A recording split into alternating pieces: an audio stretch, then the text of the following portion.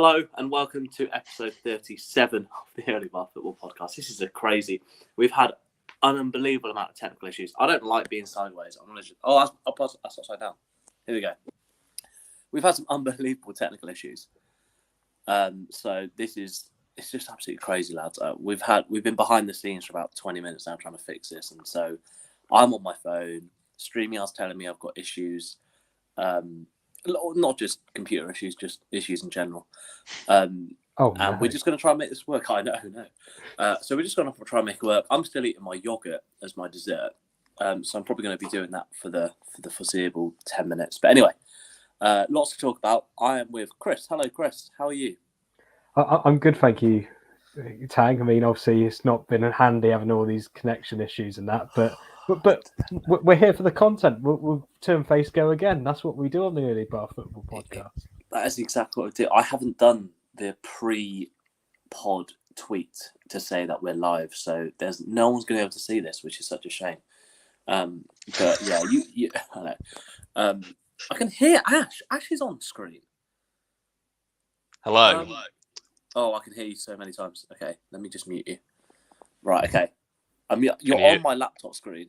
Yeah, you're fine now. You're good. I can mute you on my laptop. This is the technical issues that we're having to deal with. Ash, hello. How are you? I'm good. I just want to start off with calling out Mr. ONM UFC, Josh Leafy. Your boys took it. Thank you. Oh no. God. That's all I want to say. That is pretty huge if true, and it was true.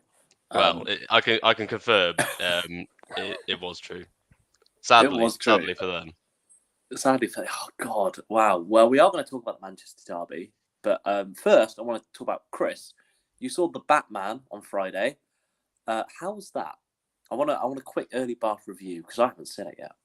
I've also seen it, so I can chip in after Chris. Oh, fantastic. Yeah. For me, it's the second best Batman film.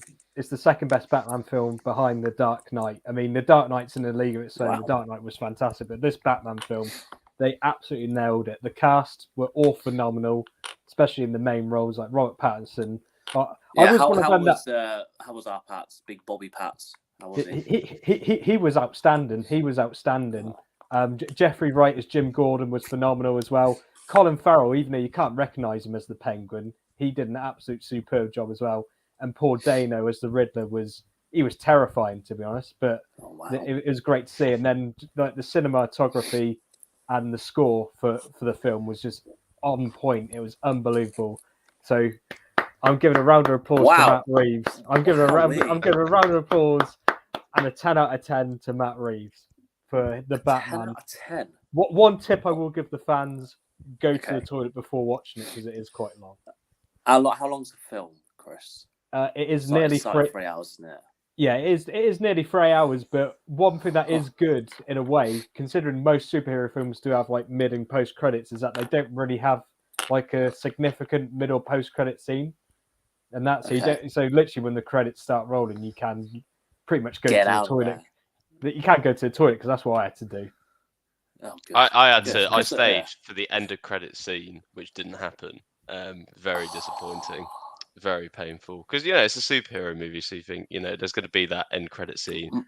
I'm probably you're looking at these people leave, and you're like, look at these losers. I know better. I'm going to stay. And then there was absolutely there was something, but it wasn't worth seeing. So, but yeah, I agree with Chris that it was a very good film. It's had too long, but yeah, I think saying it's the Robert Pattinson / Cedric Diggory is an excellent Batman. I think a lot of people thought he might not be, but yeah, it was really good. So big up the Batman. Not sure about 10 out of 10. I will go at 8.5. Wow. Yeah. Okay. Yeah, Chris, a 10 out of 10 was huge. I need to sneeze. I think I can hold it off. This is carnage. It's so cold today. Anyway, we'll talk about actual football things. I'm trying to hold off this sneeze so much. So we can just talk about Batman for the rest of the podcasting. The Early Bath Podcast sponsored by Batman. We'll talk about. Well, you called out Josh Leafy, Mr. OMMUFC. Let's talk about the Manchester derby. I don't know, a bit of a stroll in the park for City. I thought there was. I saw you see the the stats of the last 5 minutes possession at one point was like 92% to Man City. Obviously 1-4-1. I think every single time I watch a City United game, the same questions always come out of it, which is look at the golfing class. United are leagues behind. City are very good. Things like Pep, as a manager who's come in with a project and he's implemented his project. United have had no consistency over the years. Chris, what did you make of the Manchester derby? Was it just a case of the same sort of media frenzy after a United loss, but especially after a Manchester derby loss? Do you think that was at play here?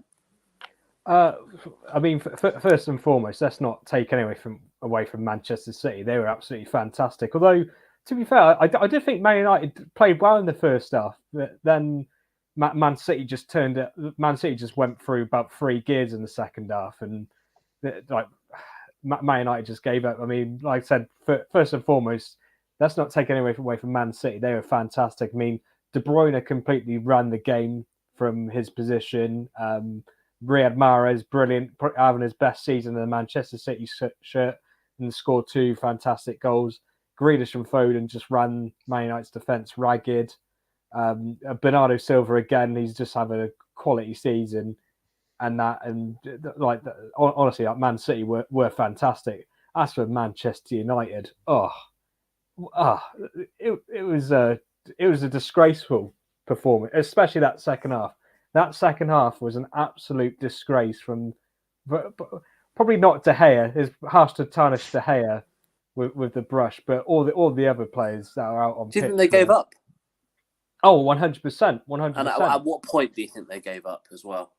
To be fair, it's difficult to say. I don't know whether they gave up like when the third goal went in, but you could argue they gave up even before that, because some of the you could pick even just the first 2 goals in the first half. You could pick so many. I mean, the second goal especially.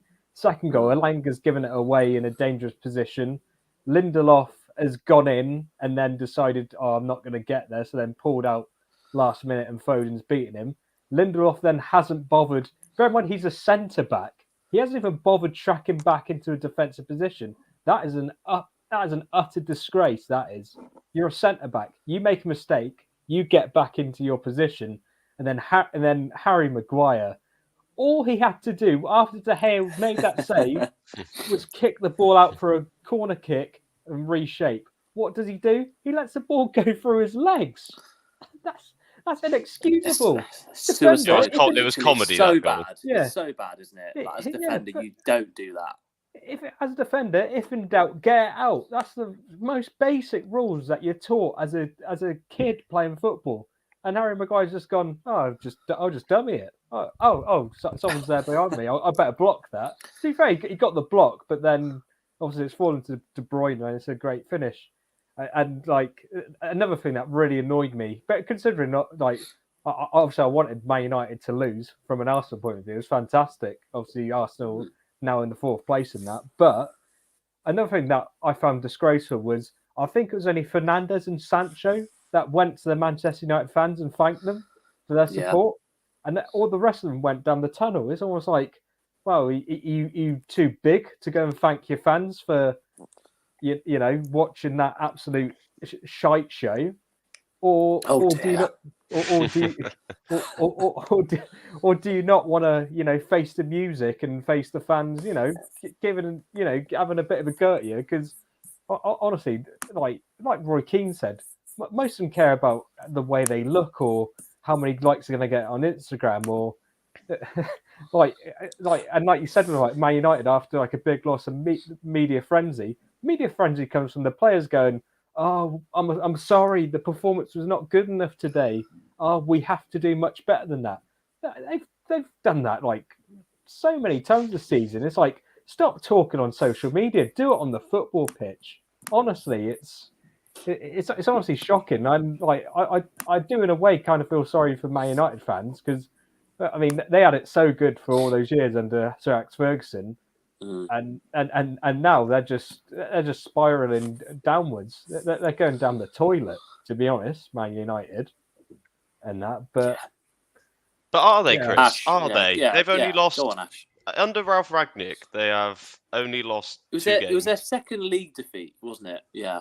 But you could argue that those 2 games were against the top 8 in Wolves and City, and they were outclassed pretty much in both of those games. So there's the issue there. I agree with most of what Chris said. I think the reaction in the Sky Sports studio was a bit ridiculous, as you know, it's almost as if they lost 8-0 or something like that. But they were completely dominated, especially in that second half. You know, they talked quite a lot about that stat. It was like 92% to 8% possession for 15 minutes. But I actually, like Chris said, they started off really well in the first half. I think they played an interesting sort of formation. They had sort of Bruno and Pogba as sort of 2 false nines. I'm not sure if Rangnick was trying to play as 4-2-2-2, which for some reason pundits just too clever for his own liking there, Rangnick.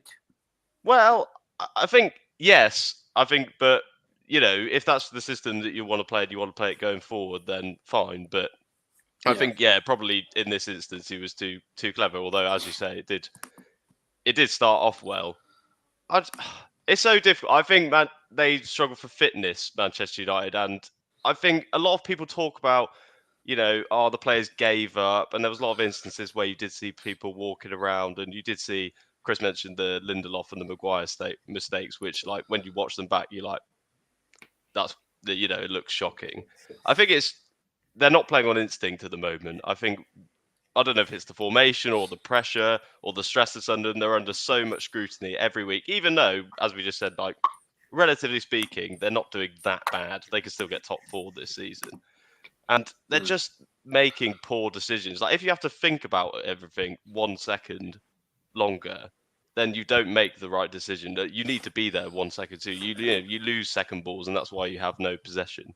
Like, if you take off, for example, Bruno, or I think they took off Pogba for Rashford, I think that's when their possession dropped dramatically, just because he's not a hold-up player. So they've got even, less options on the ball. And it was just sort of it was a bit of a calamity of errors. But I think overall, there has been a massive overreaction. Okay, seeing players not running for your team is what it would be massively annoying. I'd be upset if I was a Manchester United fan. But I think it comes from more of a lack of fitness and a lack of knowing really what they're doing. Like, they don't know where they're supposed to be exactly. Like, what do you do if the City are just passing it around? There's Ole's all around the ground.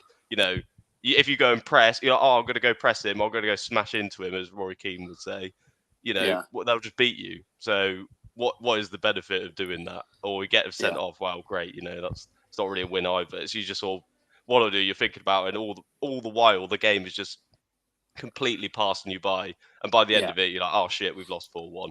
And then you're getting McTominay standing up in front of the cameras, and you get all the problems, and you get all the pundits going mad afterwards. So I don't think Manchester United are a complete disaster. I understand why Chris said it was a disgrace. I understand that. When you look at some of the goals and some of the mistakes and the general sort of aura of the players, it felt bad.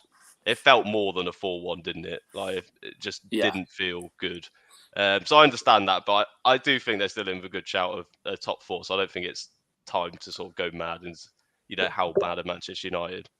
But Barnes, obviously, I'm going back to your point. All right, they have only lost 2 games, but you look at the amount of games they've drawn, and you look at the teams they've drawn against. Like, their teams, like some of them down near the bottom, and that, like, drawing like against teams like Watford. I mean, all right, Arsenal did make a bit of a meal out of it yesterday, but like they still managed to get the win against Watford and that. And you look at the fixtures Man United got upcoming. I mean, Tottenham at home Saturday evening kickoff. I mean, that's going to be a huge game. It's and huge. It's what. To be fair, that's going to be one of them games where we don't know what Manchester United's going to turn up, and we don't know what Tottenham's going to turn up, because they're both so inconsistent. You just don't know. And I think Man United got to play Liverpool soon as well. And again, if they play like that against Liverpool, then Liverpool will again, it'll be another landslide victory or a landslide defeat in Man United's case. And obviously I think it's April when they play against Arsenal. And personally, I like to think if Man United play like that against Arsenal, then they're there for the taking. They're there, that's the thing. Like, teams will look at that Manchester United performance and go, "Well, we should be afraid to play against them." what have we got to fear? Exactly. And I mean, the Spurs United game's going to be interesting because have they played since Conte's been around? I can't remember. No, that when they beat Tottenham 3-0, that was Nuno's last game. Yes, that it was. So Nuno sacked. This is good that, Conte was obviously, it was kind of a Rangnick or Conte decision, wasn't it? And they went for Rangnick to go for Rangnick, and then he's not even really the full choice. They made I think it seemed like there was a conscious decision not to go for Conte. So it'd be quite interesting to see that game, how that game pans out. But Chris and Ash, Chris is a prolific goal scorer in his time, and Ash is a pillar of defence. Where did Man United lose this game? Was it in their defence with the defensive mistakes that Maguire and Lindelof, etc. made, and Wan-Bissaka's terrible defending? Or was it the fact that Ronaldo, Cavani weren't in, they were both injured, weren't they? And obviously playing Pogba and Fernandes at these sort of both false nine positions. Did United lose this in attack or in defence is my question. And I might just get an answer of like one of each from you, just defending or attacking your opposite sort of situation. But Chris, attack or defence, where did Man United lose this? Well, to be honest, they lost it all over the park. All over the park. Yeah, good. You can't really say, I know Harry Maguire pretty much blamed the midfield and attack. It's like, well, no, you win as a team, you lose as a team, unfortunately. And all over the park, just not good enough. Like you said, obviously point out defensive mistakes, but then like attack wise, like especially that second half, they just didn't have anything.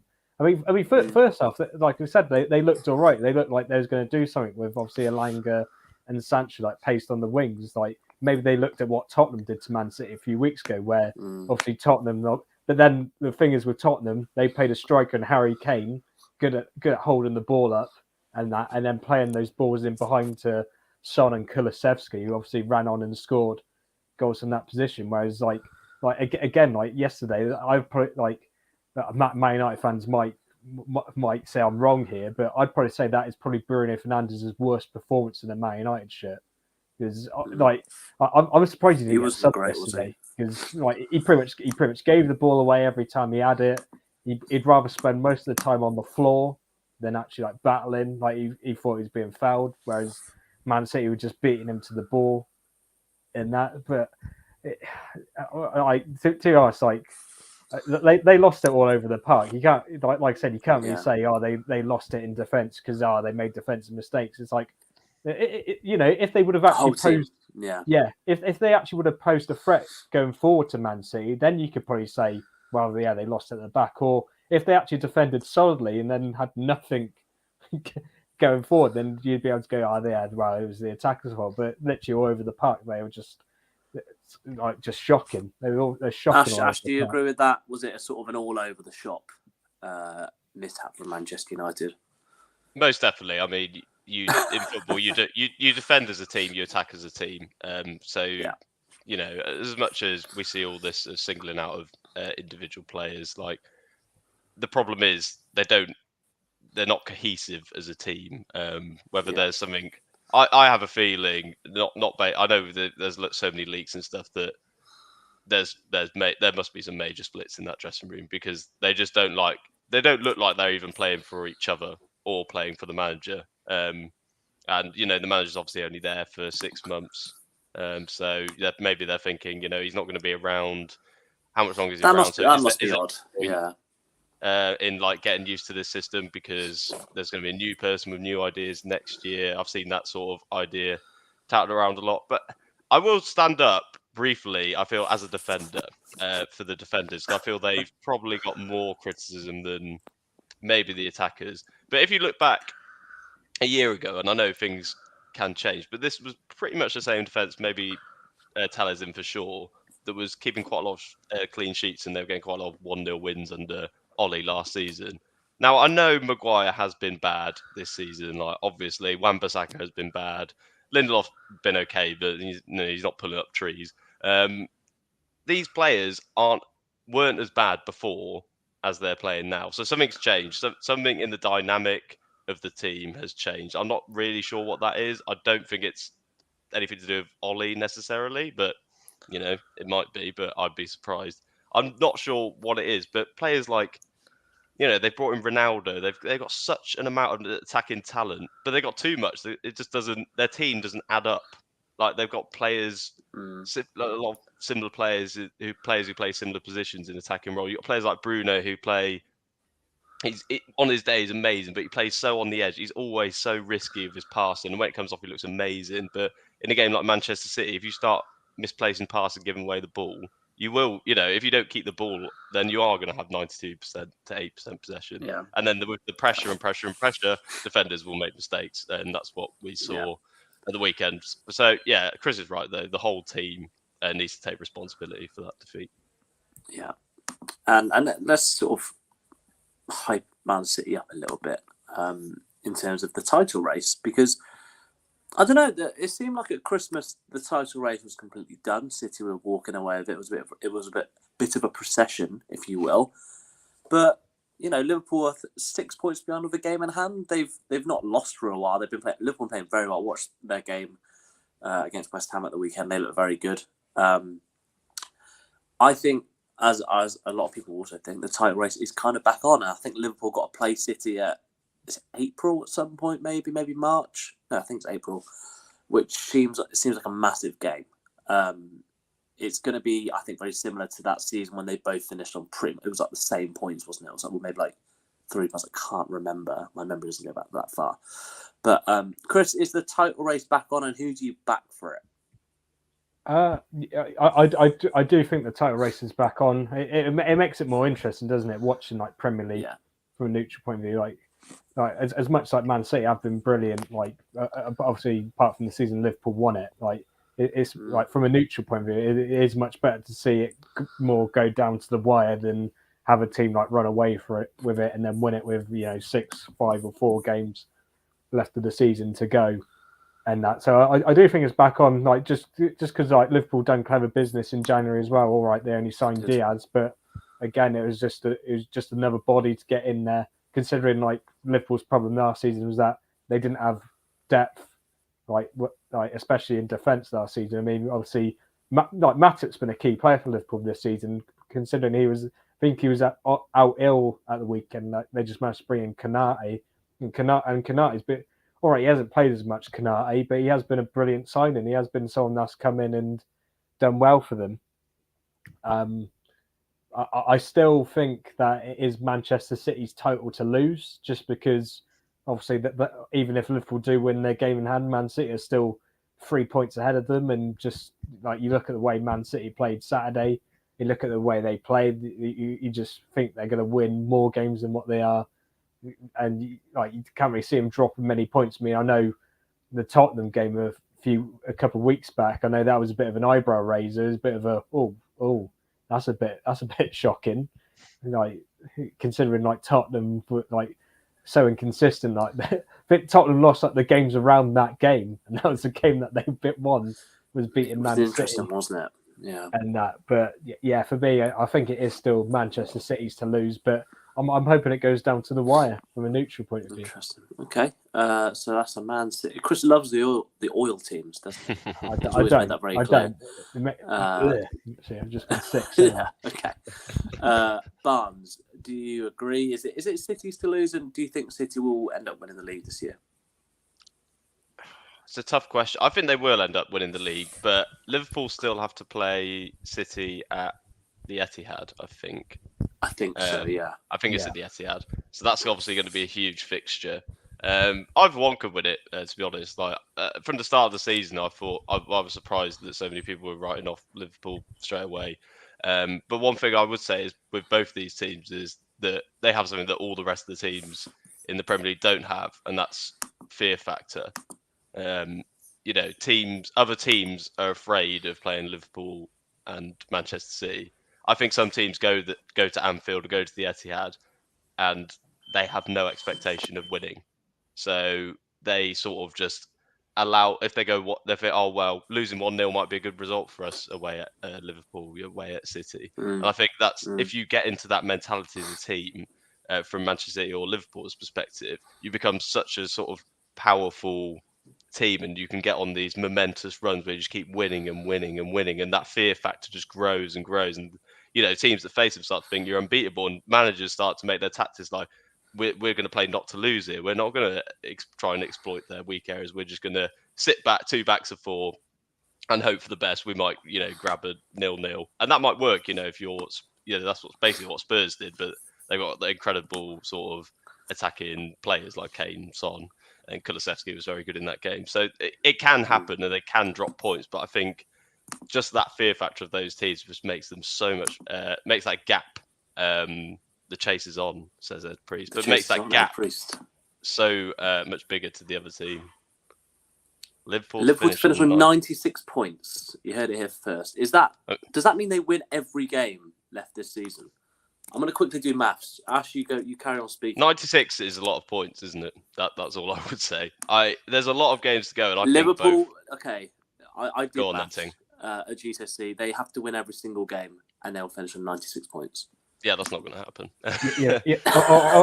All right then, Ed. But Man City will finish on 96 points, but have better goal difference. So you heard it. And then Ed replied with, "Stop saving chat." So yeah.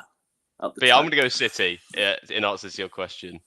Just to piss off Ed. But no, I think City will win. I think Liverpool, if they get a couple of injuries in key areas, that could make a big difference.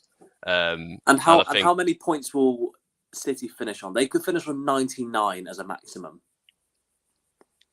Don't know, in the 90s. Give me a there figure. You go. 92. And Chris? I'll go 94. 94. God, Ed thinks 96. What a loser. I don't think it'll be 96. I don't know. It's interesting. I think City will. It's all going to come down to that game, Liverpool City. Obviously, I think you don't need to be a football smart person to know that.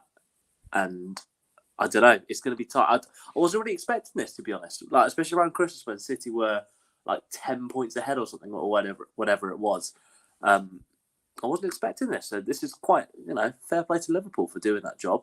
I did see a tweet earlier about if it wasn't for Jurgen, it was something along the lines of if it wasn't for Jurgen Klopp, the Premier League would just be similar to Germany and France, where it's just like one big team winning it every year, which is interesting because City have won the league every year for like the last 5 years, haven't they?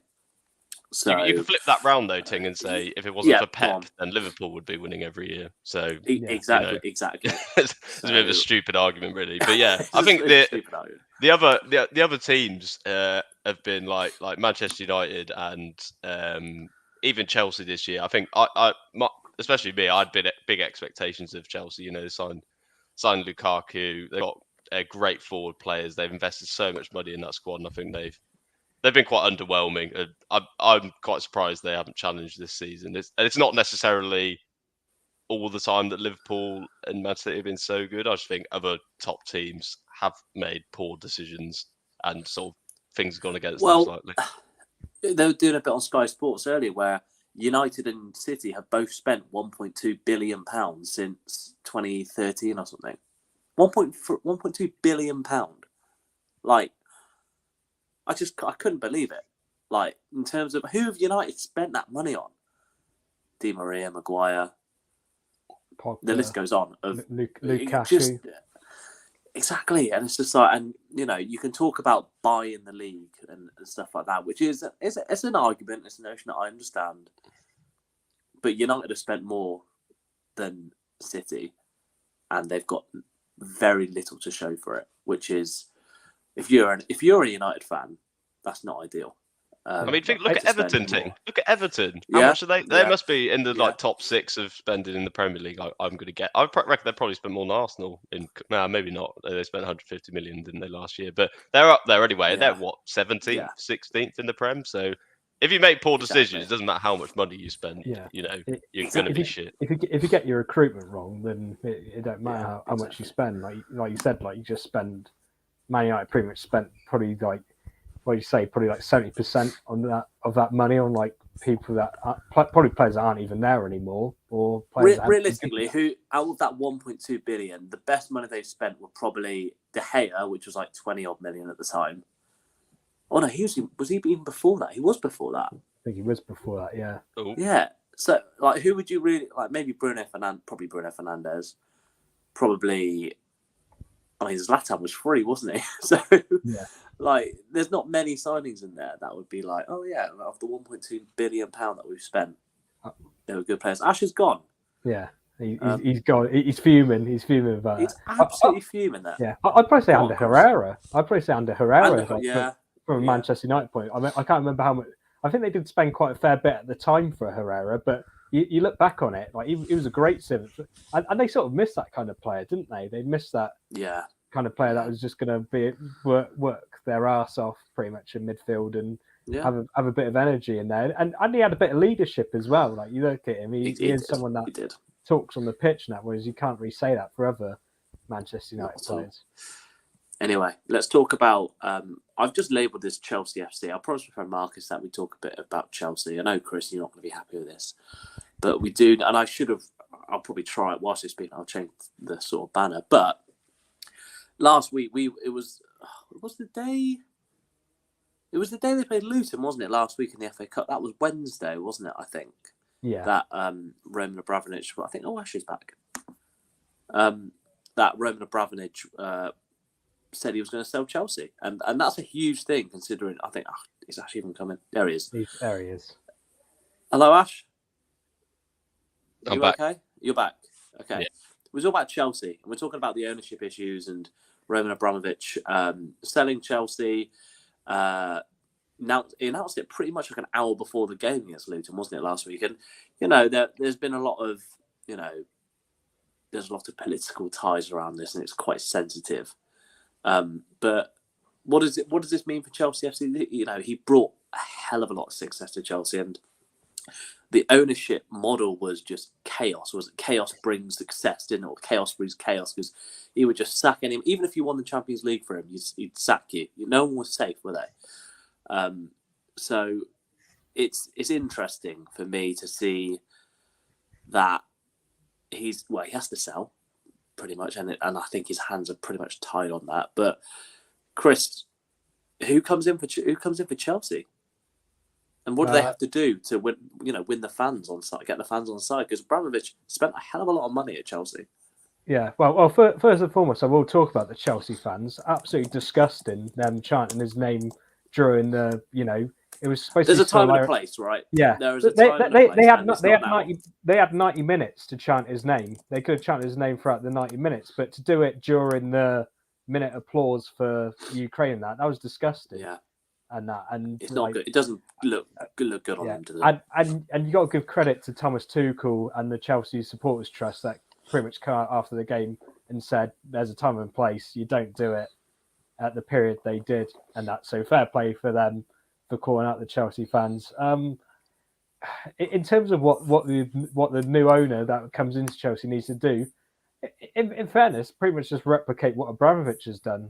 Just someone that have an owner that has a desire to win things, because that's the difference. Like with like Arsenal and Manchester United, especially, they've got owners that they couldn't really care about the trophy success. They just care about how much money they can make, not how much the club wins under their ownership. Whereas with like Manchester City, you could argue Liverpool to some extent, even though I know some of the Liverpool fans don't really like FSG in that, but they care about the success that's on the football pitch. And not only that, they care about building things off the football pitch.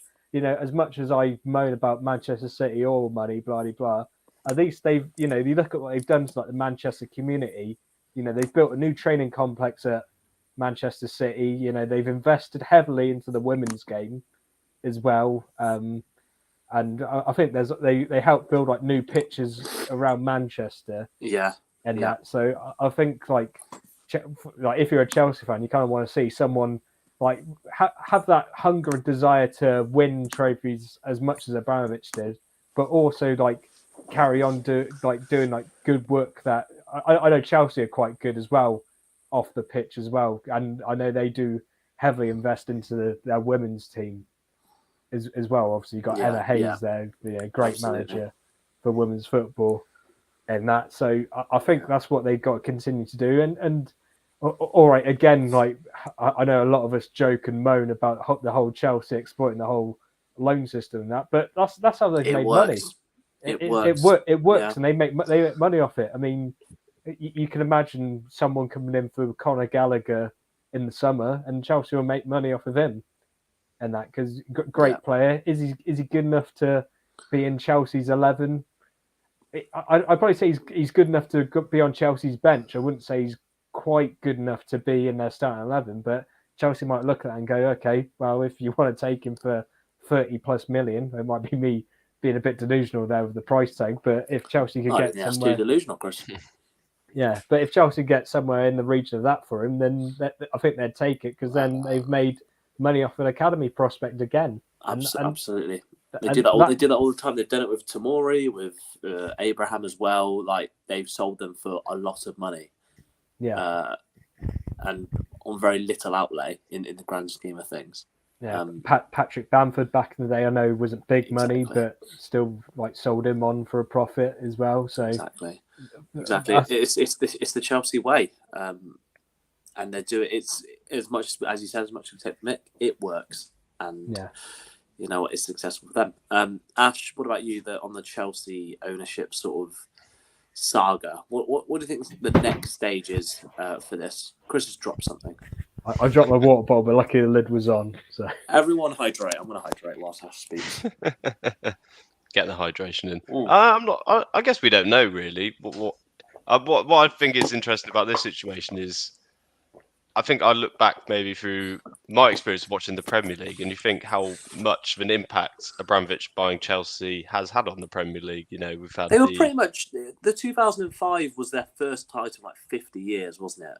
I seem to remember. Exactly. And they made a massive... brought Chelsea into something, right? Well, they weren't that bad, I don't think, in the 90s, but they definitely weren't as consistently good as they have been over the past, 15, 20 years? Yeah. Probably 15 years. So, you know, it's going to be different with someone else, running Chelsea.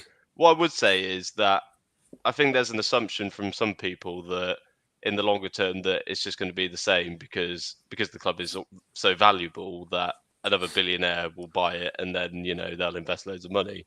What I would say is that if you look through the Premier League, even the Championship and other leagues around Europe, lots of clubs are owned by very, very rich people and billionaires. But that doesn't necessarily mean that they're going to spend loads and loads and loads of money. Like, doesn't translate to that, does it? No. And actually, I'll go as far. It's very unlikely they're going to spend as much as Roman Abramovich has. I'm pretty sure he lent the club over £2 billion or something like that. Yes, something like that. Or is it 1.2 billion? It's one of those figures. Yeah, 1.2 billion pounds, which is right. Eye-watering amounts of money. And I don't have that money. Yeah, not me neither. I mean, the early bath is going well, but we're not not quite. Well. We're not making not that well. I don't think we have that money between us. Yeah, well, probably, yeah. There's still time. But yeah, what I'm trying to say is that I think in the short term, there's not going to be much impact. You know, they've got the same players, like Chris said. They've got good academy graduates. You know, that's not just going to suddenly collapse in on itself because there's a change in ownership. However, when, you know, it does happen, that in the longer term, the new owner might be less willing to sort of lay out big money. You might not see like Timo Werner's come in for big money one season, and Lukaku, he didn't really work out. Let's buy Lukaku the next season for another big fee, and then next season we'll buy the. I can't see that. Also, there might be an interesting switch upon the managerial situation. But go on, Tim. Yeah. No, so just going to go off this comment from Stu here, which I think is really interesting because it's. There were always. I think we always knew about Roman Abramovich and the Putin link. I think everyone knew that before the whole Ukraine crisis sort of happened, but everyone sort of turned a blind eye, and you know it was a very taboo thing to talk about. And now that something has happened in the sort of geopolitical sphere, it's now become we're going to act on this now, and you know let's bring like Newcastle's owners into this, like you know the whole Saudi Arabia links and things like that, and you know what. Will it take a global crisis in that area of the world to be like, Newcastle, you're not in a good space right now, and things like that. So, did you see Amanda Staveley's statement? No, I didn't. Boys the other day. It was basically something like she was saying that it's quite unfair that Roman Abramovich is having his club taken away from him. Oh wow. And you just kind of think, like, one, coming from the Newcastle sort of situation you just referenced is hilarious. And then figures like, Roman Abramovich's club. I know he owns it, but we all know that football clubs are basically community assets. Like, who's owning it shouldn't really make a huge amount of difference. But go into what Stu's saying in his comment. I mean, you could say that Putin's been up to all sorts of dodgy things, shall we say, for the past many years, and right, people have been turning a blind eye. But then if you go down the list of Premier League owners and owners in other European leagues, you can find there's so many holes you can go down. The fact is that the Premier League have allowed sort of owners like Roman Abramovich, like the owners of Manchester City, the owners of Newcastle United to come in, and now that they can't suddenly start turning people away, and especially as they've improved the product of the Premier League so much, they would lose them a lot of money. But yeah, it's an interesting point. Yeah, it's very interesting. Stu, thanks for writing in there. I think as it is his middle point there, Britain acts so high and mighty. I think we kind of do with the whole Premier League's the best league in the world. Because I think part of that is, it's not the main part of it, but part of it is this is the best league in the world. Everything's pure. It's pure football. Everything's the best, and all the other countries in the world are not as good at football as we are in Britain. I think that's also part of it. It's like an undercurrent, I think, of it. So I think he makes a very good point. So thanks, Stu. Ed has also written in saying that they want 70 million for Brozier. And he's been getting me a lot of fantasy football points. So I'll take that. Man United will pay that. Man United will pay that, right? Yeah, it probably would, to be fair. Probably be like, we've already wasted 1.2 billion. How can we waste some more? Yeah. And then on the billion point, Ed's also put in, so I'd be very, very skeptical, two verys there, skeptical of anyone or any group of people who are willing to pay £3 billion for Chelsea Football Club. You're not going to get much return on your investment. Why wouldn't you not buy a lesser side with room to grow? I think this is a really interesting point as well, because basically what the Saudi Arabia, the Newcastle owners have done is they bought a club that for a bit cheaper than £3 billion. I can't remember what the exact one was, but a bit cheaper than $3 billion.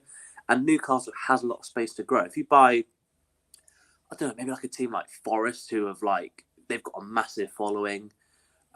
Even someone like Derby, for example, they have a pretty big following on their day.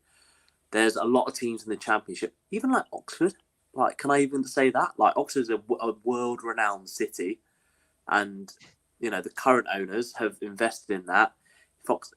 They're a one-club county. You could easily fill a 30,000-seater stadium for Oxford if they get into the Premier League.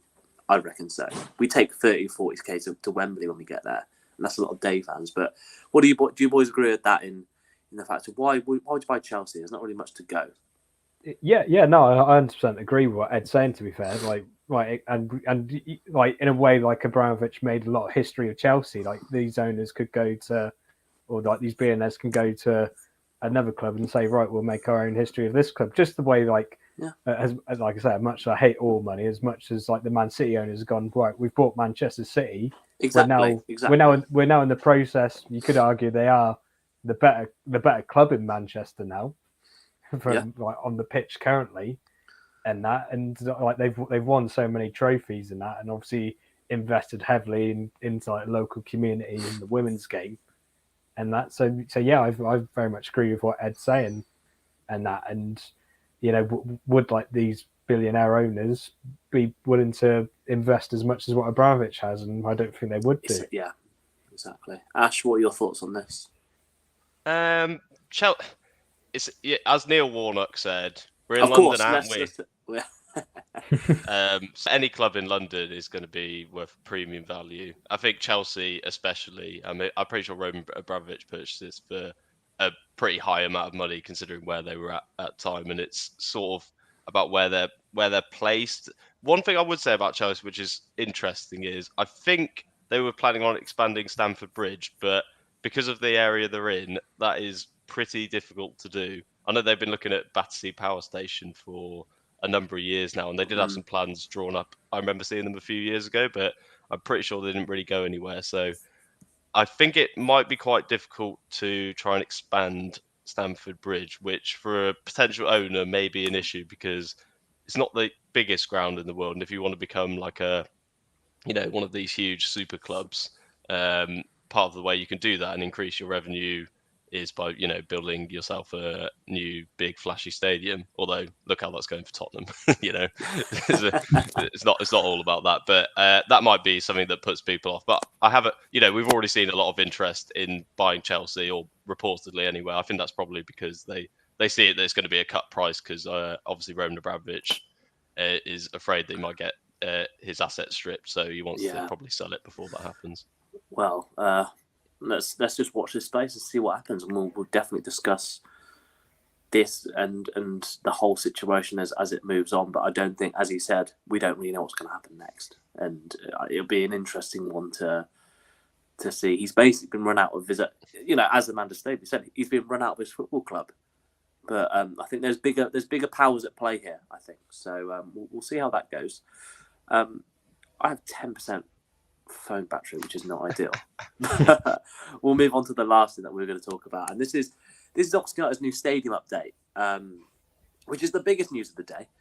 And a couple of hours ago, basically, Oxford United were delighted to announce that officers at the Oxford County Council are recommending that the Oxford United new stadium proposal at Stratfield Break in Kidlington is that they're recommending it for approval, which basically means that there was a consultation which ran for a number of weeks, and I think they got like just over 3,000 sort of respondents now, which is not a unsurprising figure for something like this. And about 80% were in favour, 15 to 17% were not in favour, and the 3% were sort of not sure. Again, that's fairly unsurprising, and not particularly sort of out of the ordinary, I think, for things like this, especially.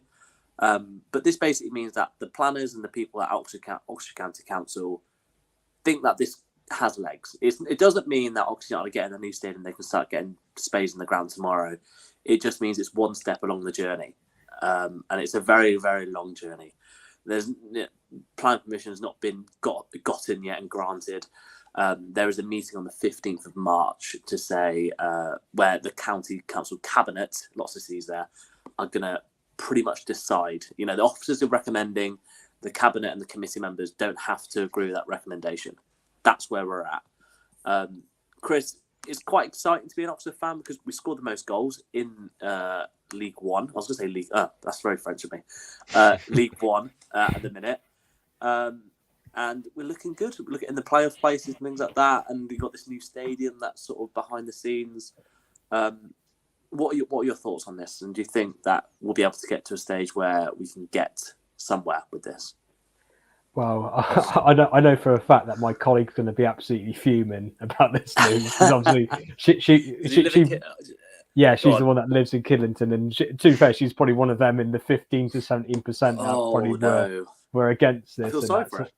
So yeah, but like from a selfish Oxford fan point of view, I think it's fantastic news. I mean, like you said, it's still early days in that, but Oxford do need to get out of the Kassam just because obviously we're paying a former owner like money to rent the Kassam, and for me, $500,000 a year, which is a lot of money for League One, and for that stadium as well. Like, let's face it, the Kassam stadium, 3 sides. It's not good, is it? It's got 3 sides that haven't filled in the corners.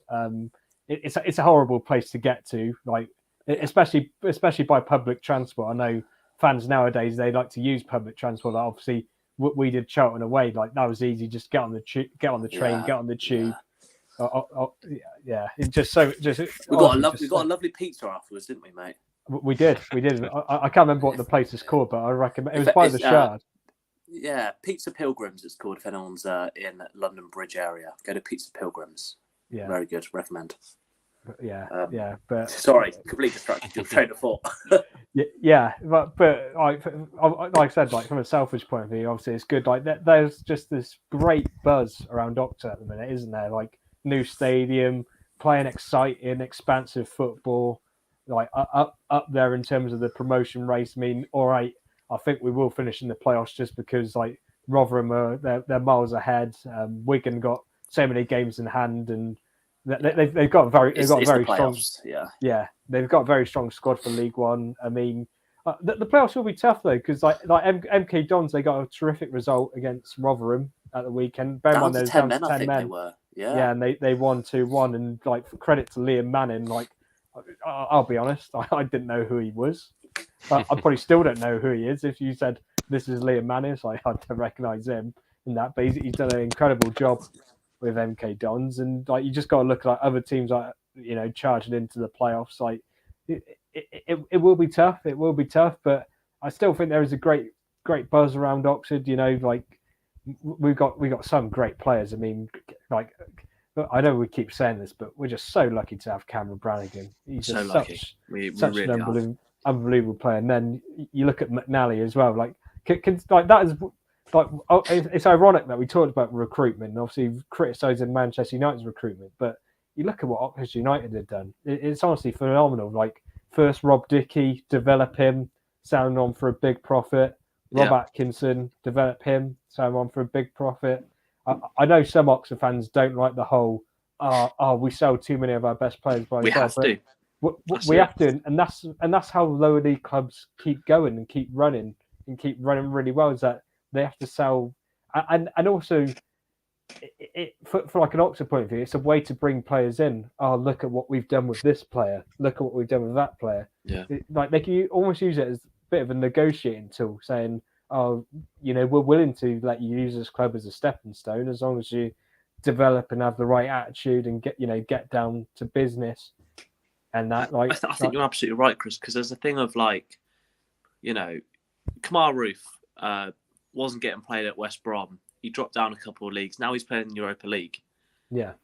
Same for John Lundstrom. Wasn't getting a game he was at Everton, wasn't he, under 23s? Yeah, just kept getting loaned out. Gets loaned out.